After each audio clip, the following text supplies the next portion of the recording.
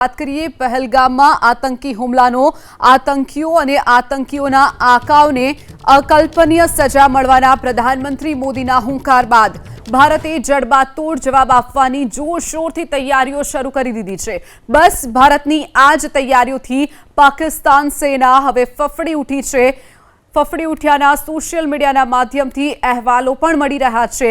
ભારતની તૈયારી જોઈને પાકિસ્તાન સેનાના અધિકારીઓ કર્મચારીઓ રાજીનામા આપવા લાગ્યાની ચર્ચા પણ સામે આવી છે। ગુજરાતના ગૃહ રાજ્યમંત્રી હર્ષ સંઘવીએ પણ સોશિયલ મીડિયા પર પોસ્ટ કરી। સોશિયલ મીડિયા પર એક સમાચાર ચાલી રહ્યા છે કે ભારત સાથે યુદ્ધના ડરથી પાકિસ્તાનના સૈન્યમાં જવાનો અને અધિકારીઓ પરિવારના દબાણ હેઠળ રાજીનામા આપવા લાગ્યા છે। સોશિયલ મીડિયાના અહેવાલમાં એવો પણ દાવો કરાયો કે પાકિસ્તાનમાં અત્યાર સુધીમાં અંદાજિત 5000થી પણ વધુ જવાનો રાજીનામા આપી પોતાના ઘરે પરત ફરી ચૂક્યા છે। અગાઉ બલુચિસ્તાન આર્મીએ જાફર એક્સપ્રેસ ટ્રેનને રોકી અનેક પાકિસ્તાની સૈનિકોને બંધક બનાવી મારી નાખ્યાનો દાવો પણ કરાયો હતો।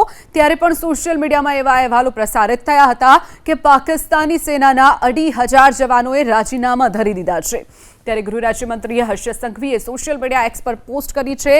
પાકિસ્તાનના જે અધિકારીઓ છે અને સેનાના જવાનો છે તેઓ રાજીનામા આપવાની તેમની શરૂઆત થઈ ગઈ છે।